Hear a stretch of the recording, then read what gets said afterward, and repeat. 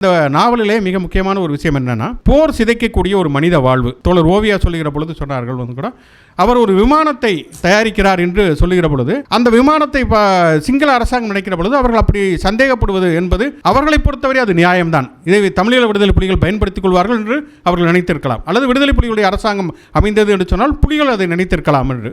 ஆனால் இதில் இருக்கக்கூடிய ஒரு வினோதம் என்னன்னா, டெலுக்சனை பொறுத்த வரைக்கும் இந்த நாவலில் அவர் தயாரிப்பது போர் விமானம் கிடையாது, சாதாரண பயணிகள் விமானம். ஆனால் அந்த ஒரு பயணிகள் விமானத்தை கூட அது போர் விமானமாக மாற்றிவிடுவதற்கான சாத்தியம் இருக்கிறது என்று சொல்லி இலங்கை அரசாங்கம் நினைக்கிறது என்று சொன்னால் அதுதான் அங்கே இருக்கக்கூடிய ஒரு போர் சூழல்.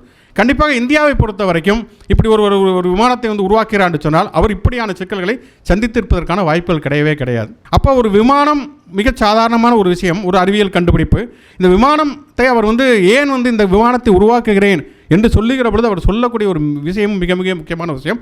நீண்ட காலமாக இலங்கையிலே நம்பப்படுவது என்னவென்று சொன்னால், ராவணன் தான் முதலே ஒரு விமானத்தை உருவாக்கினார், அது புஷ்பக விமானம் என்று சொல்லி வரலாறாகவே அவர் எழுதி வைத்திருக்கிறார்கள் என்கிற பொழுது அந்த மித்தை, அந்த கற்பிதத்தை உடைக்க வேண்டும் என்பதற்காகத்தான் இலங்கையினுடைய முதல் விமானத்தை தயாரிக்கிறேன் என்கிற ஒரு முடிவுக்கு இந்த கதையினுடைய நாயகன் வருகிறார். இந்த நாவலே இன்னொரு இடத்துல வருகிறது.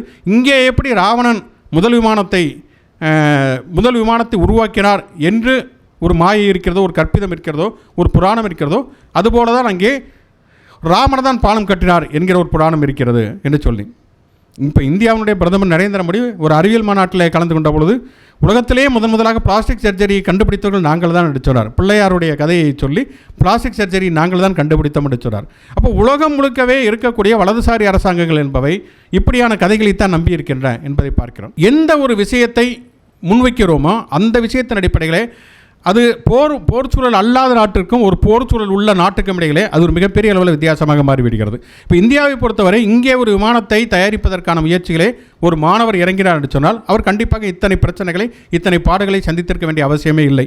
ஆனால் போர் சூழல் இருக்கக்கூடிய ஒரு இலங்கையிலே ஒரு விமானத்தை, அதுவும் ஒரு பயணிகள் விமானத்தை அவர் உருவாக்குகிறார் என்று சொல்கிற பொழுதே அது கண்டிப்பாக போர் விமானமாகத்தான் பயன்படுத்துவதற்கான சாத்தியம் இருக்கும் என்கிற முடிவுக்கு ஒரு அரசாங்கம் வருகிறது என்று சொன்னால், அங்கே எல்லா அரசாங்கமும் அப்படியான ஒரு முடிவுக்கு வருவதற்கான வாய்ப்புகள் கிடையாது.